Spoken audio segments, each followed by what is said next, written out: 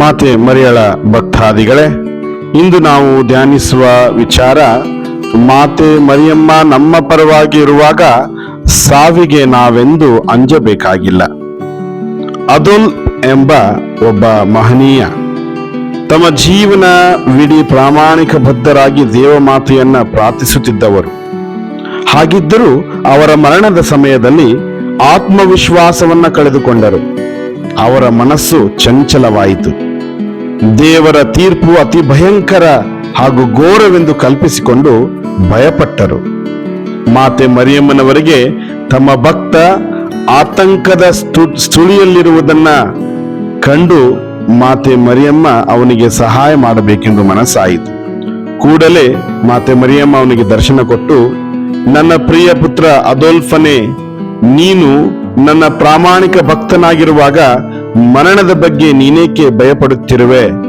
ನೀನು ಹೀಗೆ ಭಯಪಡಲು ಕಾರಣವಾದರೂ ಏನು? ನನ್ನ ಮೇಲೆ ವಿಶ್ವಾಸವಿಟ್ಟು ಪ್ರಾರ್ಥಿಸುವವರೆಲ್ಲರ ಪ್ರಾರ್ಥನೆಗಳನ್ನ ನಾನು ಆಲಿಸುತ್ತೇನೆಂದು ನಿನಗೆ ಗೊತ್ತಿಲ್ಲವೇ? ಆದ್ರಿಂದ ಮಾತೆ ಮರಿಯಮ್ಮ ಹೇಳ್ತಾರೆ, ನೀನು ಯಾವತ್ತಿಗೂ ಭಯಪಡಬೇಡ.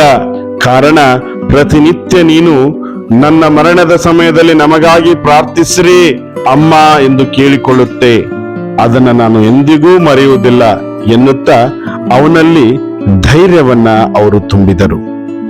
ಮಾತೆ ಮರಿಯಮ್ಮನವರ ಭರವಸೆಯ ಮಾತುಗಳು ನಂಬಿದವರನ್ನ ಅವರು ಎಂದಿಗೂ ಕೈ ಬಿಡುವುದಿಲ್ಲ ಎಂಬುದನ್ನ ಇಲ್ಲಿ ನಾವು ಸ್ಪಷ್ಟವಾಗಿ ಅರ್ಥ ಮಾಡಿಕೊಳ್ಳಬಹುದು. ಹೌದು ಪ್ರಿಯ ಸಹೋದರ ಸಹೋದರಿಯರೇ, ಪ್ರತಿನಿತ್ಯ ಭಯಭಕ್ತಿಯಿಂದ ನಾವು ಪವಿತ್ರ ಜಪಸರವನ್ನ ಪ್ರಾರ್ಥಿಸಿದ್ದೇ ಆದರೆ ನಮ್ಮ ಮರಣದ ಸಮಯದಲ್ಲಿ ಮಾತೆ ಮರಿಯಮ್ಮ ನಮ್ಮ ಸಹಾಯಕ್ಕೆ ಬರುತ್ತಾರೆ ಎಂಬುದನ್ನ ನಾವೆಂದಿಗೂ ಮರೆಯದೇ ಇರೋಣ. ಆಮೇನ್.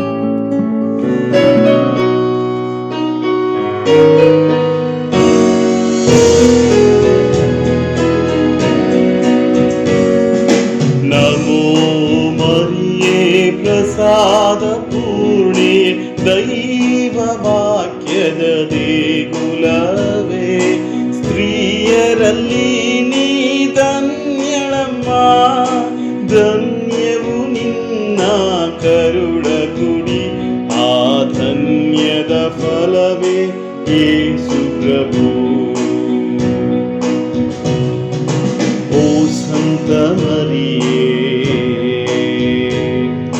ದೇವರ ತಾಯಿಯೇ, ನಾವು ಪಾಪಿಗಳು, ನಮಗಾಗಿ ಪ್ರಾರ್ಥಿಸಮ್ಮ. ಈಗಲೂ ಯಾವಾಗಲೂ ಈಗಲೂ